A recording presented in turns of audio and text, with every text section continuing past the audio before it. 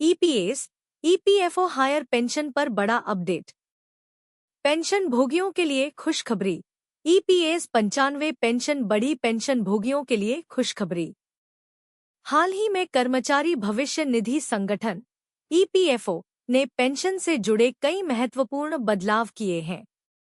इन बदलावों का उद्देश्य पेंशन भोगियों को बेहतर सुविधाएं प्रदान करना और पेंशन प्रक्रिया को सरल बनाना है।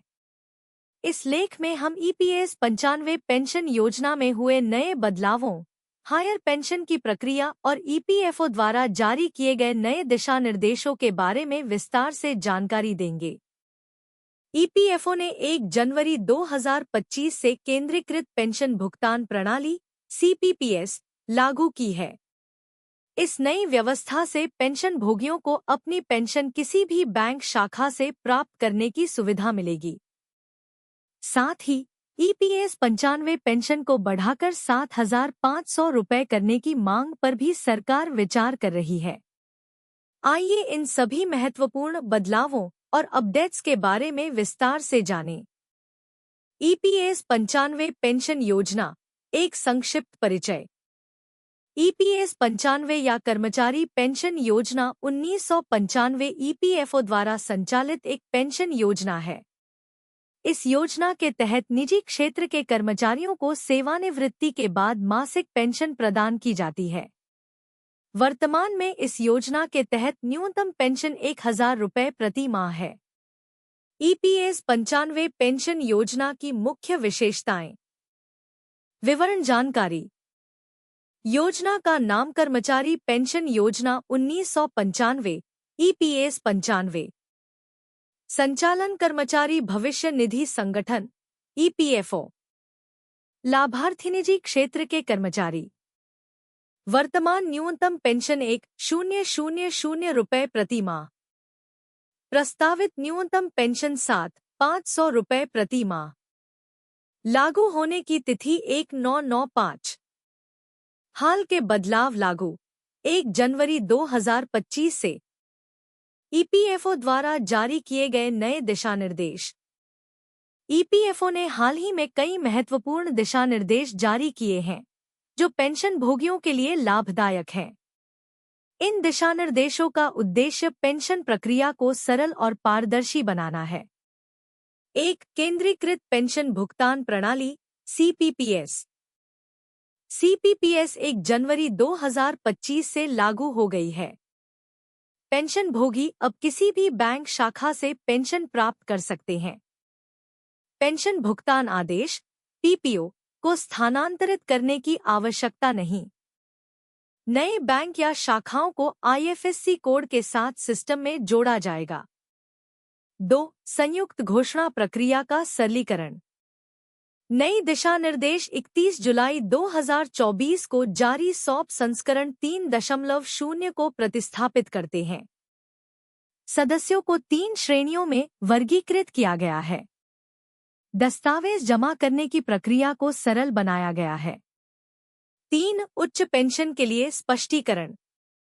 ईपीएफओ ने उच्च वेतन वाले कर्मचारियों के लिए पेंशन प्रक्रिया पर स्पष्टीकरण जारी किया है। सभी पेंशन भोगियों के लिए समान पेंशन गणना सुनिश्चित की जाएगी। छूट प्राप्त संस्थानों के लिए ट्रस्ट नियमों का कड़ाई से पालन किया जाएगा।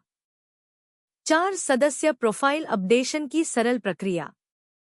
आधार सत्यापित यूएएन वाले सदस्य अब बिना दस्तावेज अपलोड किए व्यक्तिगत जानकारी अपडेट कर सकते हैं। 1 अक्टूबर 2017 से पहले जारी यूएएन के लिए कुछ मामलों में नियोक्ता का प्रमाणीकरण आवश्यक होगा। ईपीएस 95 पेंशन बढ़ाने की मांग। ईपीएस 95 पेंशन भोगियों ने लंबे समय से न्यूनतम पेंशन को बढ़ाने की मांग कर रहे हैं। वर्तमान में 1,000 रुपये की न्यूनतम पेंशन को अपर्याप्त मानते हुए पेंशन भोगियों ने इसे बढ़ाकर 7,500 रुपये करने की मांग की है। पेंशन भोगियों की प्रमुख मांगे। न्यूनतम पेंशन 7,500 रुपये प्रति माह। महंगाई भत्ते (डा) में वृद्धि। पेंशन भोगियों और उनके जीवन साथियों के लिए मुफ्त चिकित्सा उपचार। 10 जनवरी 2025 को ईपीएस 95 पेंशन भोगियों के एक प्रतिनिधिमंडल ने वित्त मंत्री निर्मला सीतारमण से मुलाकात की और अपनी मांगों को रखा।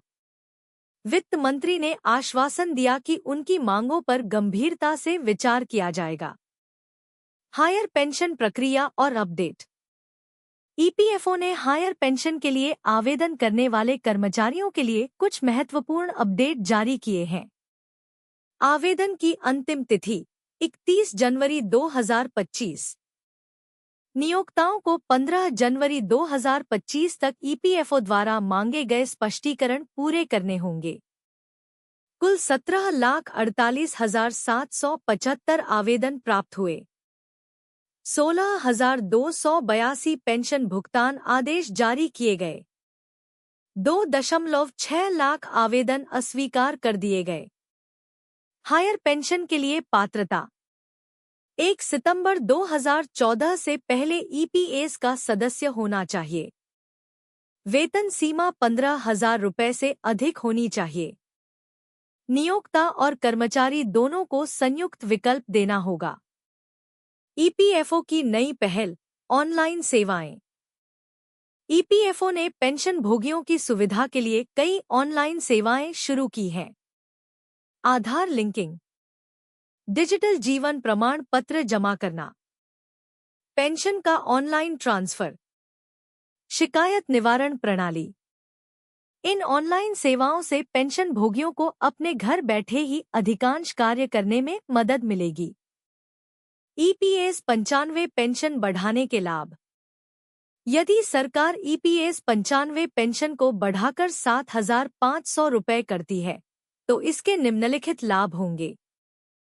पेंशन भोगियों की आर्थिक स्थिति में सुधार, बेहतर जीवन स्तर, स्वास्थ्य देखभाल पर अधिक खर्च करने की क्षमता, आर्थिक सुरक्षा में वृद्धि, समाज में वरिष्ठ नागरिकों का सम्मान, चुनौतियां और आगे का रास्ता। ईपीएस 95 पेंशन को बढ़ाने की मांग जायज होने के बावजूद इसमें कुछ चुनौतियां हैं। वित्तीय बोझ। पेंशन में वृद्धि से सरकार पर अतिरिक्त वित्तीय बोझ पड़ेगा। फंड की उपलब्धता। ईपीएफओ को अतिरिक्त धन की आवश्यकता होगी। नीतिगत निर्णय। सरकार को विभिन्न हितधारकों के हितों को ध्यान में रखना होगा। इन चुनौतियों के बावजूद सरकार पेंशन भोगियों की मांगों पर गंभीरता से विचार कर रही है। आने वाले समय में इस संबंध में कोई ठोस निर्णय लिया जा सकता है। निष्कर्ष। ईपीएफओ द्वारा किए गए हालिया बदलाव और ईपीएस 95 पेंशन बढ़ाने की मांग पेंशन भोगियों के लिए आशा की किरण है। केंद्रीकृत पेंशन भुगतान प्रणाली सीपीपीएस और अन्य सरलीकृत प्रक्रियाओं से पेंशन भोगियों को बड़ी राहत मिलेगी। हालांकि पेंशन में वृद्धि एक जटिल मुद्दा है, लेकिन सरकार इस पर गंभीरता से विचार कर रही है। पेंशन भोगियों को सलाह दी जाती है कि वे ईपीएफओ की आधिकारिक वेबसाइट पर नजर रखें और समय समय पर जारी होने वाले अपडेट्स का पालन करें। साथ ही अपने यूएएन को आधार से लिंक करना और डिजिटल जीवन प्रमाण पत्र जमा करना न भूलें। अस्वीकरण। यह लेख केवल सूचनात्मक उद्देश्यों के लिए है। ईपीएस 95 पेंशन में वृद्धि या अन्य बदलावों के संबंध में कोई अंतिम निर्णय नहीं लिया गया है। पाठकों को सलाह दी जाती है कि वे किसी भी कार्रवाई से पहले ईपीएफओ की आधिकारिक वेबसाइट या अधिकृत स्रोतों से पुष्टि करें।